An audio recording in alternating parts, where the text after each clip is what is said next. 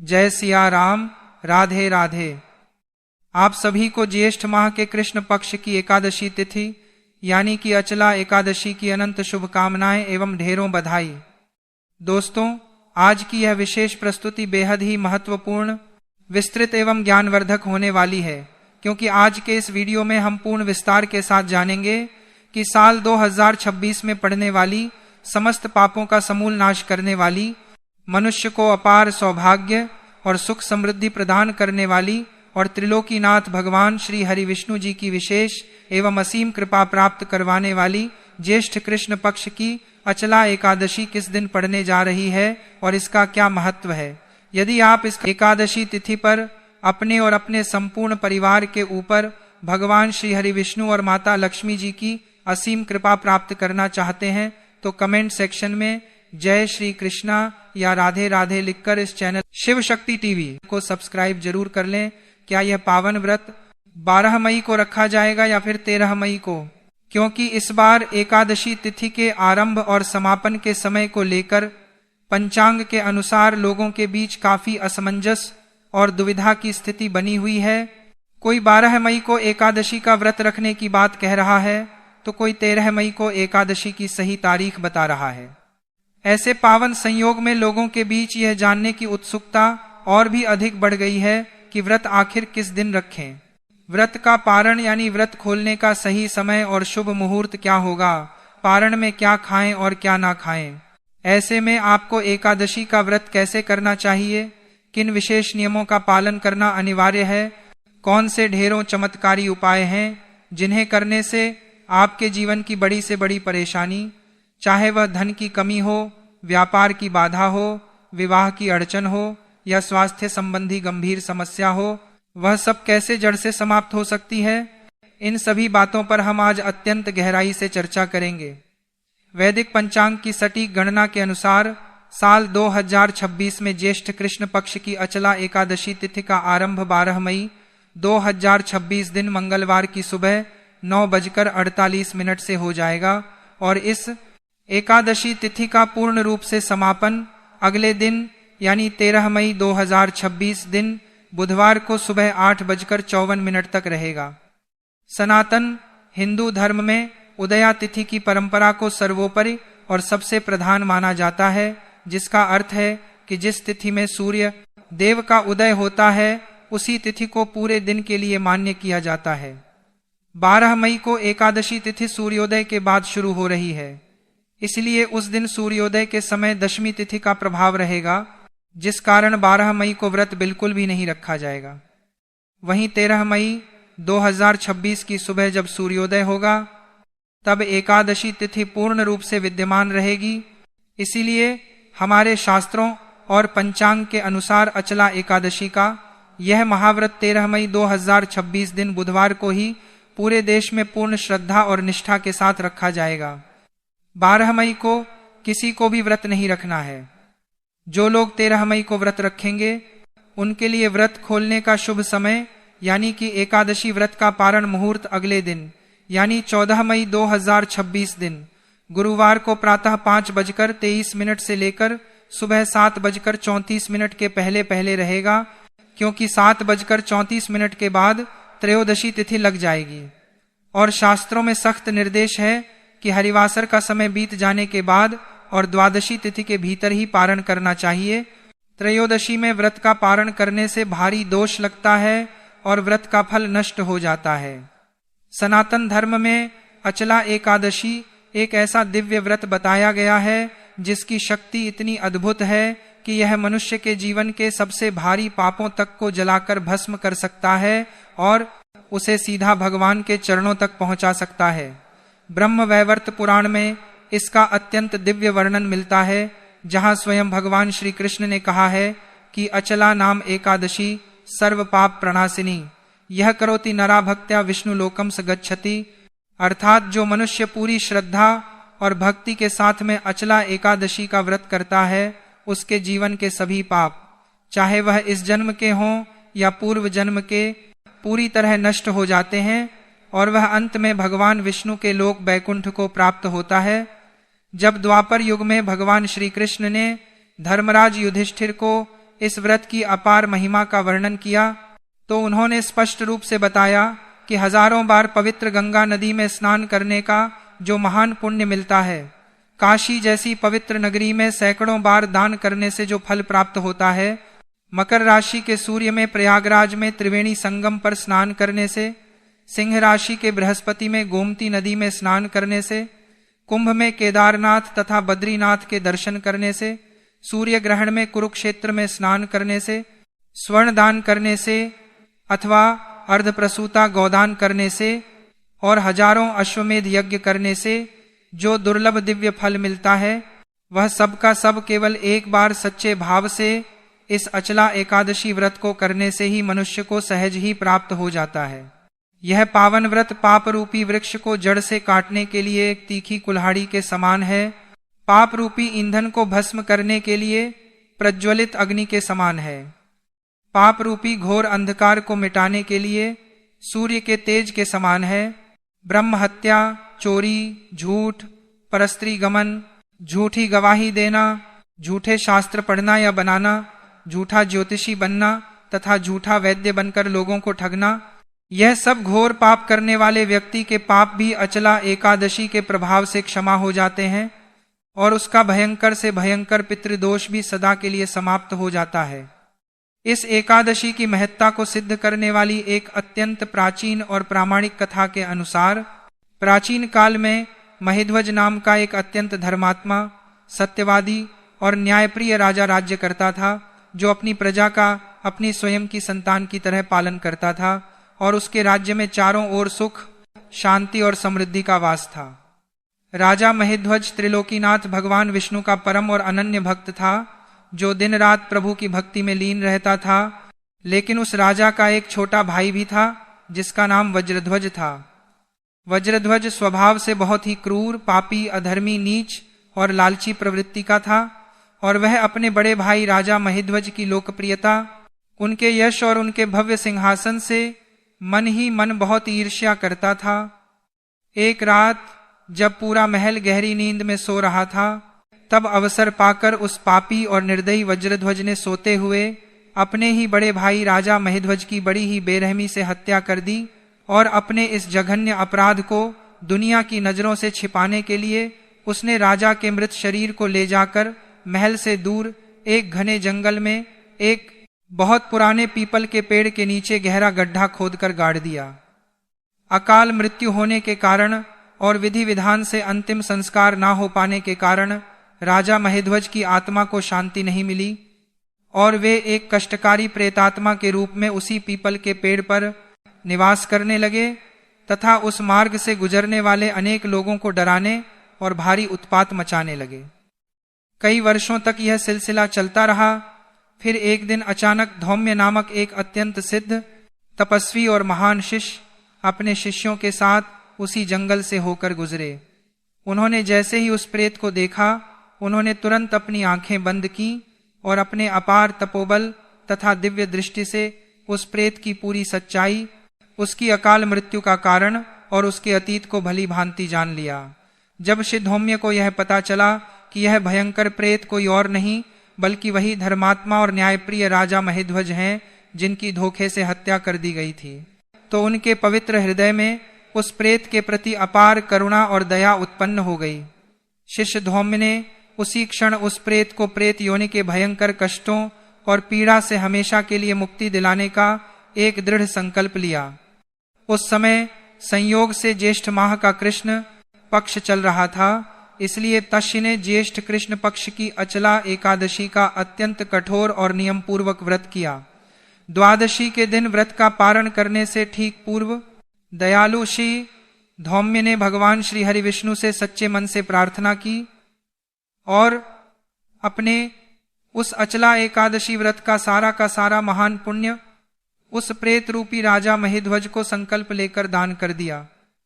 जैसे ही श्री का वह अपार और पवित्र पुण्य उस प्रेत को प्राप्त हुआ, उस व्रत के पुण्य के चमत्कारी और दिव्य प्रभाव से राजा महिध्वज को तत्काल उसी क्षण उस भयंकर प्रेत योनि से हमेशा हमेशा के लिए मुक्ति मिल गई। राजा ने एक अत्यंत सुंदर, तेजवान और दिव्य शरीर धारण किया।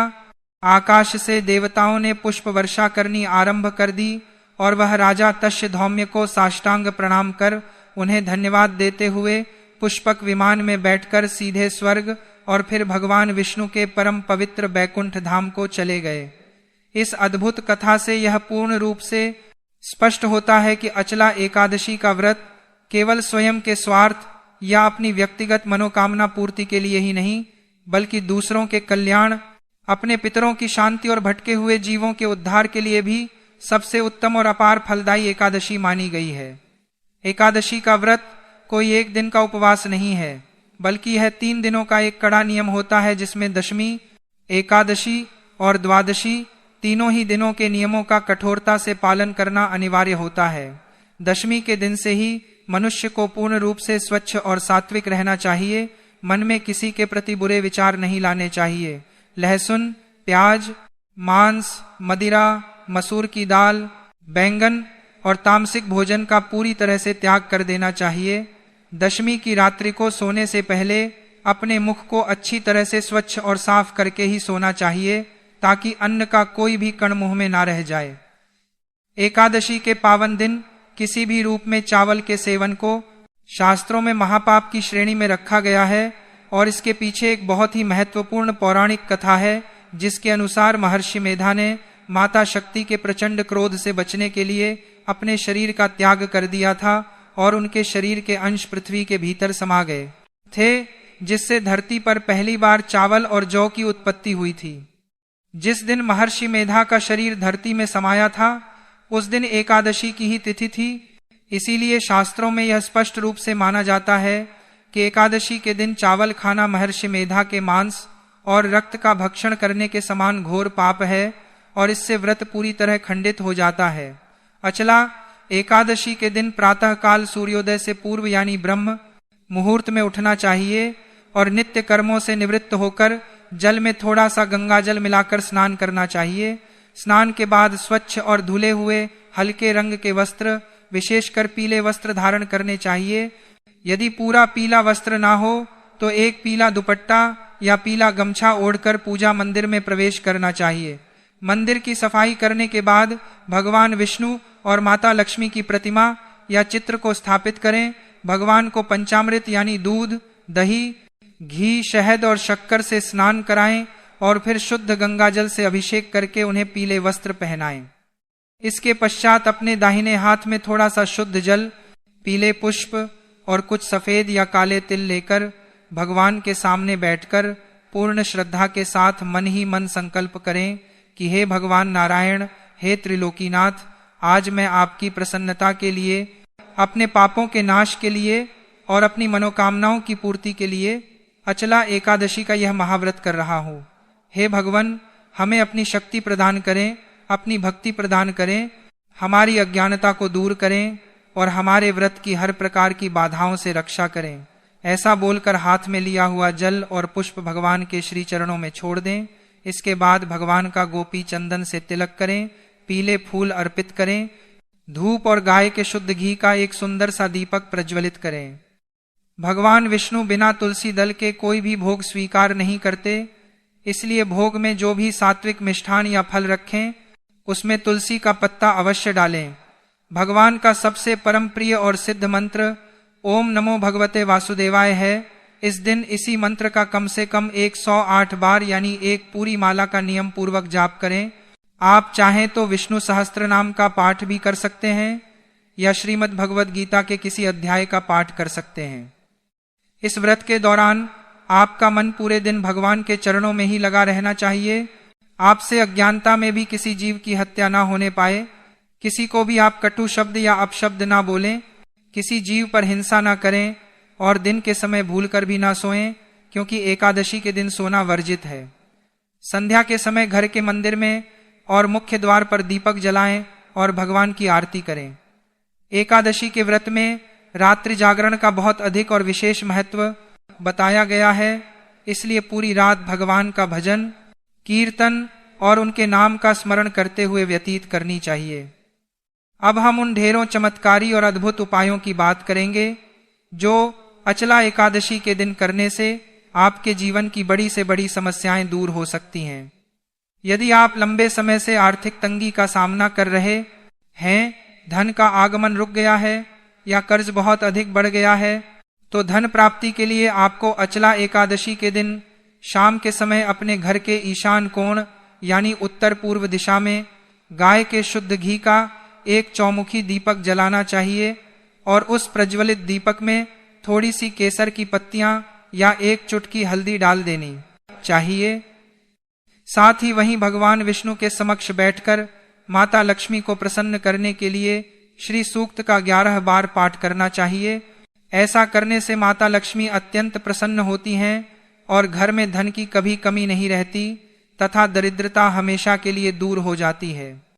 दूसरा अत्यंत प्रभावशाली उपाय पितृदोष शांति और कार्यों में आ रही लगातार बाधाओं को समाप्त करने के लिए है, जिसके अंतर्गत अचला एकादशी के दिन दोपहर के समय किसी भी प्राचीन पीपल के वृक्ष की जड़ में 1 लोटे जल में थोड़ा सा कच्चा दूध, काले तिल और 1 बताशा मिलाकर अर्पित करना चाहिए और नमो भगवते वासुदेवाय मंत्र का लगातार मन ही मन जाप करते हुए उस पीपल के वृक्ष की 7 परिक्रमा करनी चाहिए। इससे पितृ अत्यंत तृप्त होते हैं और अपना भरपूर आशीर्वाद प्रदान करते हैं, जिससे जीवन के हर क्षेत्र में सफलता मिलनी शुरू हो जाती है। यदि आपके व्यापार या नौकरी में लगातार कोई न कोई समस्याएं आ रही हैं, प्रमोशन रुका हुआ है या व्यापार में घाटा हो रहा है, तो अचला एकादशी के दिन भगवान श्री हरि विष्णु को 11 ताजे पीले फूल और 11 सिद्ध गोमती चक्र एक पीले रेशमी वस्त्र में बांधकर अर्पित करें और पूरी श्रद्धा से उनका पूजन करें। पूजन के पश्चात अगले दिन उस पीले कपड़े की पोटली को अपनी तिजोरी या व्यापारिक स्थल के गल्ले में सुरक्षित रख लें। ऐसा करने से व्यापार में दिन दूनी रात चौगुनी तरक्की होने लगती है और नौकरी में मनचाही सफलता प्राप्त होती है। विवाह योग्य युवक युवतियों के विवाह में यदि अड़चनें आ रही हैं या मनचाहा जीवन साथी नहीं मिल रहा है, तो अचला एकादशी के दिन केले के वृक्ष की पूजा का बहुत बड़ा और विशेष महत्व है। इस दिन स्नान आदि के बाद केले के पेड़ की जड़ में शुद्ध जल और भीगी हुई चने की दाल अर्पित करके हल्दी का तिलक लगाएं और वहां शुद्ध घी का दीपक प्रज्वलित करके भगवान विष्णु से शीघ्र विवाह की प्रार्थना करें। इससे गुरु ग्रह मजबूत होता है और विवाह के योग बहुत जल्द बन जाते हैं। इसके अतिरिक्त एक अत्यंत रहस्यमयी और परम लाभकारी उपाय यह भी है कि इस अचला एकादशी की संध्या काल में माता तुलसी के पौधे के समक्ष गाय के घी का एक दीपक जलाकर पूर्ण भक्ति भाव से उनकी 11 परिक्रमा करें और महालक्ष्मी नमः मंत्र का जाप करें। लेकिन यहाँ यह विशेष रूप से ध्यान रहे कि एकादशी के दिन तुलसी के पत्ते भूलकर भी नहीं तोड़ने चाहिए। इसलिए पूजा या भोग के लिए आवश्यक तुलसी दल एक दिन पूर्व ही दशमी तिथि को तोड़कर रख लेना चाहिए। यदि परिवार का कोई सदस्य किसी गंभीर या असाध्य रोग से पीड़ित है या आपका स्वास्थ्य अक्सर खराब रहता है, तो अचला एकादशी के दिन भगवान श्री हरि विष्णु को केसर युक्त खीर का भोग लगाएं, जिसमें तुलसी का पत्ता अवश्य डाला गया हो। भगवान को भोग लगाने के पश्चात उस पवित्र प्रसाद को परिवार के सभी सदस्यों में बांटकर स्वयं भी उसे प्रसाद रूप में ग्रहण करें। इससे भगवान धन्वंतरी और विष्णु जी की कृपा से समस्त शारीरिक और मानसिक कष्टों का नाश होता है। अचला एकादशी के दिन किए गए दान का फल करोड़ों गुना होकर वापस मिलता है। इसलिए इस दिन अपनी सामर्थ्य के अनुसार किसी योग्य ब्राह्मण या जरूरतमंद व्यक्ति को पीले वस्त्र, चने की दाल, गुड़, मौसमी पीले फल और कुछ दक्षिणा का दान अवश्य करें तथा गौ माता की सेवा करते हुए उन्हें हरा चारा और गुड़ खिलाना बिल्कुल ना भूलें। ऐसा करने से मनुष्य के जन्म जन्मांतर के संचित पाप कट जाते हैं और जीवन में चारों ओर से सुख, शांति, समृद्धि और अपार सफलता स्वयं खींची चली आती है। इसके अलावा यदि आप कर्ज से बहुत अधिक परेशान हैं, तो अचला एकादशी के दिन 1 लोटे जल में थोड़ी सी पीली सरसों और हल्दी मिलाकर भगवान विष्णु के चरणों में अर्पित करें और विष्णु चालीसा का पाठ करें। इससे कर्ज से मुक्ति के मार्ग बहुत जल्दी खुल जाते हैं। पारण के समय सबसे पहले आंवला खाने से अपार आयु, उत्तम आरोग्य और अखंड सौभाग्य की प्राप्ति होती है। इसलिए व्रत खोलने में इसका महत्व सबसे अधिक और श्रेष्ठ बताया गया है। परंतु यदि किसी भी कारणवश, चाहे मौसम की वजह से या आपके स्थान की वजह से, आपको पारण के दिन आंवला न मिल पाए तो आपको बिल्कुल भी परेशान, चिंतित या निराश होने की रत्ती भर भी आवश्यकता नहीं है, क्योंकि शास्त्रों में आंवला खाना कोई ऐसा कठोर, अनिवार्य या बाध्यकारी नियम नहीं बताया गया है जिसके न होने से आपका व्रत टूट जाए या आपको पाप लगे। यदि आंवला उपलब्ध नहीं है तो आप भगवान विष्णु के चरणों के अमृत यानी चरणामृत से, भगवान के स्नान के जल यानी चरणोदक से, या तुलसी दल मिश्रित शुद्ध गंगा जल को ग्रहण करके भी अपने एकादशी व्रत का पारण बहुत ही सरलता और शुद्धता के साथ कर सकते हैं। ऐसा करने से भी आपको आपके व्रत का 100% पूर्ण फल प्राप्त होगा। इसके अलावा सबसे रोचक और ध्यान देने योग्य बात यह है कि एकादशी के दिन जहां एक ओर चावल खाना घोर पाप माना गया है, वहीं पारण के दिन यानी द्वादशी के दिन व्रत खोलने में सात्विक पके हुए चावल का सेवन करना बेहद ही शुभ माना गया है। इससे व्रत का पूर्ण फल प्राप्त होता है और एक दिन के उपवास के बाद शरीर की ऊर्जा भी तेजी से लौटती है। इसलिए आप अपने पारण के भोजन में सात्विक चावल का प्रयोग बिना किसी शंका के बेझक कर सकते हैं। पारण के दिन आपको सुबह जल्दी उठकर पुनः स्नान करना चाहिए, भगवान विष्णु की विधिवत पूजा करनी चाहिए और जो भी सात्विक भोजन आपने घर में बनाया है सबसे पहले उसका भगवान को भोग लगाना चाहिए। स्वयं भोजन ग्रहण करने से पहले किसी ब्राह्मण, गाय माता या किसी भूखे और जरूरतमंद व्यक्ति के लिए आदरपूर्वक भोजन और दक्षिणा जरूर निकालनी चाहिए। उसके बाद ही भगवान का स्मरण करते हुए पारण करना चाहिए। पारण के दिन भूलकर भी प्याज, लहसुन, हींग, मसूर की दाल, कटहल, बैंगन, गोभी और किसी भी प्रकार के तामसिक भोजन का प्रयोग आपके रसोई घर में बिल्कुल भी नहीं होना चाहिए। बासी भोजन या बाजार का भोजन भी ग्रहण करने से बचना चाहिए। यह अचला एकादशी का पावन दिन केवल अन्न जल त्यागने या एक दिन का भूखा रहने वाला उपवास मात्र नहीं है, बल्कि यह अपनी आत्मा को अंदर से पूरी तरह शुद्ध करने, अपने पुराने और बुरे कर्मों को पुण्य में बदलने और ईश्वर के साथ एकाकार होने का एक अत्यंत दिव्य और दुर्लभ अवसर माना जाता है। इस दिन मनुष्य को अपने विचारों, अपने दैनिक व्यवहार और अपने कर्मों को अत्यंत पवित्र और सात्विक बनाना चाहिए, क्योंकि मान्यता है कि एकादशी के दिन किए गए एक छोटे से भी शुभ कार्य, दान या सेवा का फल अपार गुना बढ़ जाता है। इसीलिए सबसे पहले अपने मन को शांत और निर्मल रखना आवश्यक है। किसी का अपमान करना या मन में ईर्ष्या रखना इस दिन सर्वथा वर्जित है, क्योंकि नकारात्मक भावनाएं व्रत की सारी आध्यात्मिक ऊर्जा को क्षण भर में नष्ट कर देती हैं। यदि आप भी अपने जीवन के जाने अनजाने में हुए पापों को जड़ से नष्ट करना चाहते हैं, अपने दुर्भाग्य को सौभाग्य में बदलना चाहते हैं, एक उत्तम और खुशहाल जीवन चाहते हैं और अंत समय में भगवान श्री हरि विष्णु की परम शरणागति और बैकुंठ लोक चाहते हैं, तो आज ही आप आने वाली इस ज्येष्ठ कृष्ण पक्ष की अचला एकादशी का व्रत करने का दृढ़ संकल्प अवश्य लीजिएगा। कमेंट बॉक्स में जय श्री कृष्णा या राधे राधे लिखकर आप अपने पापों को क्षीण कर सकते हैं और भगवान की कृपा प्राप्त कर सकते हैं। आप सभी को इस अत्यंत पावन अचला एकादशी व्रत की एक बार फिर से बहुत बहुत हार्दिक शुभकामनाएं।